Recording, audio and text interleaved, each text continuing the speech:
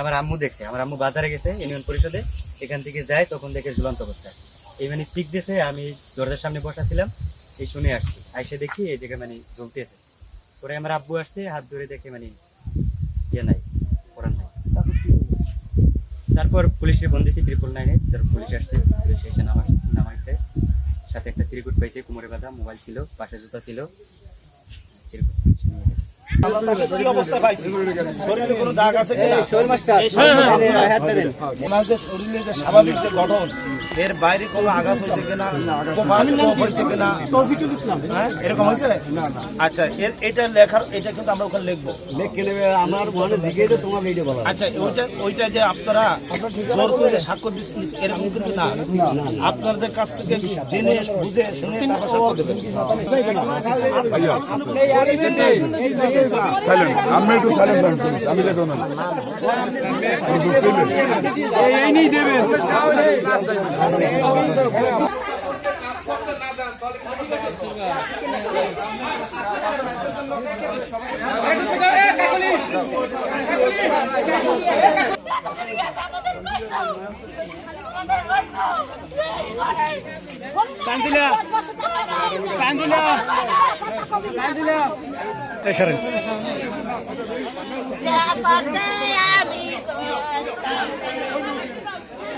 আরে ভাই আমারে বলতে দিলি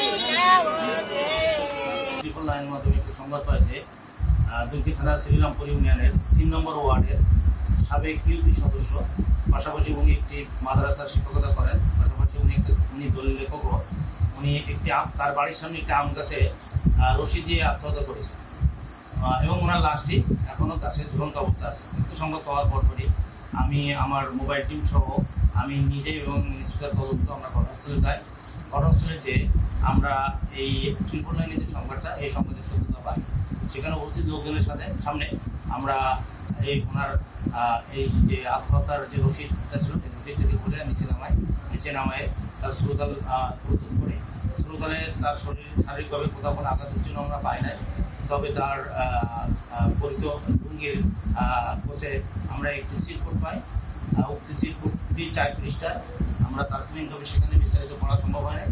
তো প্রাথমিকভাবে জানা যাচ্ছে যে উনি নিজে আত্মহত্যা করেছেন। তো তারপরেও এই আত্মহত্যার পিছনে অন্য কারোর হাত আছে কিনা এই চিরকুট করলে আমরা বিস্তারিত জানতে পারবো।